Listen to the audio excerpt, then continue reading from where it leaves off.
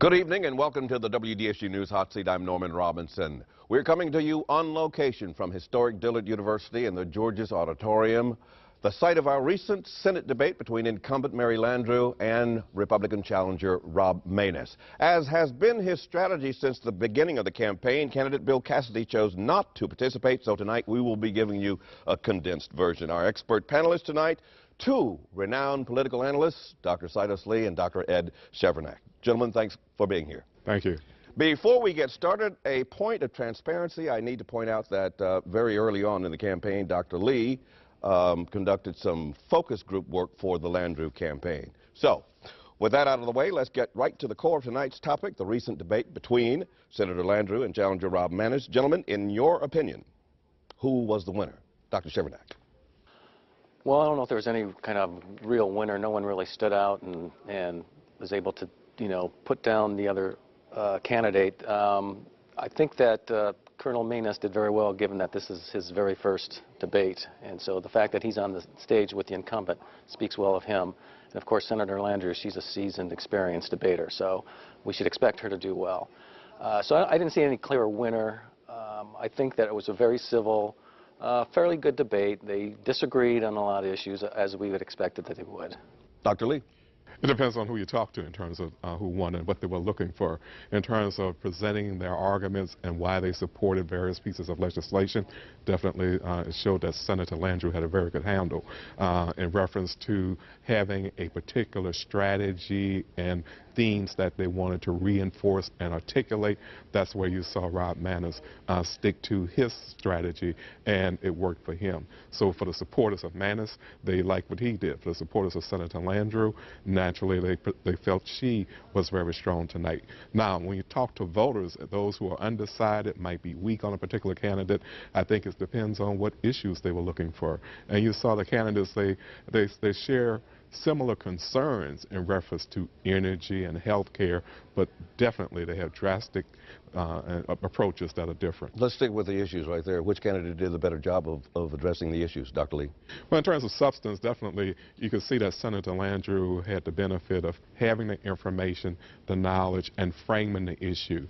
And in a state where a lot of people are concerned about health care, pay equity, issues on education, definitely she was able to articulate why and what she's done. That's what incumbents have to do. Present a vision and tell voters why they should be reelected. The old mantra in reference to electing someone for Senate is elect them young, elect them good, and keep them there. Dr. Chevernak, in your opinion, which candidate did the better job of addressing the issues? Well, certainly Senator Landrieu, she does have a track record, and she can speak to the substance of the issues in much greater depth than, say, Colonel Maness, given the fact that he's just not there in Washington. His approach was much more broad brush, on a principle basis, lower taxes, less government regulation, scaling back federal power, giving power back to the states. And so that's what his supporters want to hear.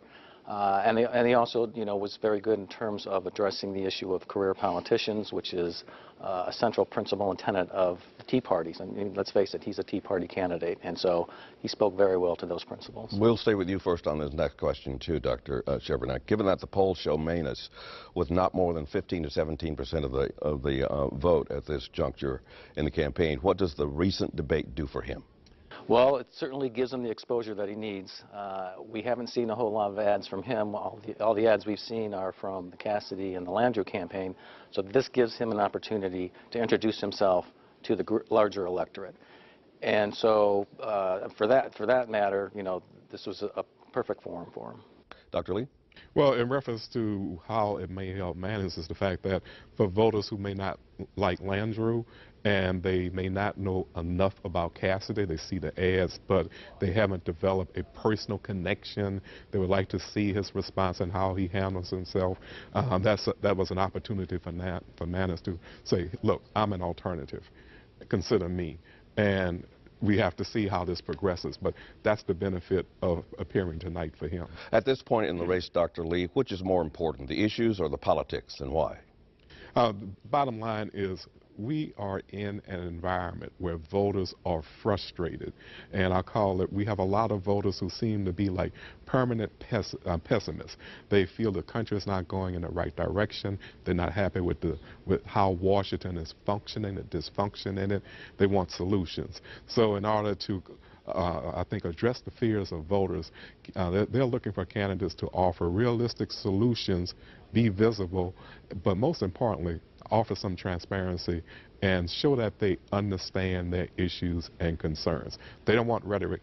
People are frustrated. They want solutions. Barring that, we're still seeing commercials that deal mostly with politics. So which is more important, Dr. Chevernick, politics or the issues? Well, I think for the campaigns, it's politics. That their goal is to convince people to their side of the argument, and of course that may involve attacking the other side, and so we're seeing a lot of that. What voters are interested are in issues. They want to know, how are you going to deal with health care, how are you going to deal with the national debt, how are you going to deal with terrorism, how are you going to deal with the economy. That's what voters really want to hear from candidates. I don't think we're really getting that from the ads. All we're getting is, don't vote for this candidate and don't vote for that candidate. And I think that's really frustrating a lot of voters at this point. And talking about the voters now, which demographic, if any, is more compelled at this point to go to the polls and vote in November? At this point, Republicans seem to have a greater level of enthusiasm that this is a state that is trending in the Republican column. I guess we can call it a red state. So they're more enthusiastic. Less enthusiasm among Democrats, especially among the Obama voters. One of the ironies of this campaign is that, Senator Landrieu is trying to distance herself from the president, but she needs the Obama voters to turn out for her to win. And so she's trying to thread that needle in terms of keeping distance from the president, but appealing to those people who support him. Dr. Lee, which demographic is more compelled at this point? Well, the research indicates that right now the Republicans are energized and self-motivated. However, with Democrats, you have a core group in terms of women, African Americans, and younger voters that can be mobilized. You can cobble together a coalition. However, with any group, you have to motivate them and mobilize them. Thank you, gentlemen. We're halfway through right now. We have to pause for a quick break, but when we come back, the consensus top challenger has been avoiding the debates, as you know. Can he continue this strategy if he makes it into a runoff? Back with that answer in a moment.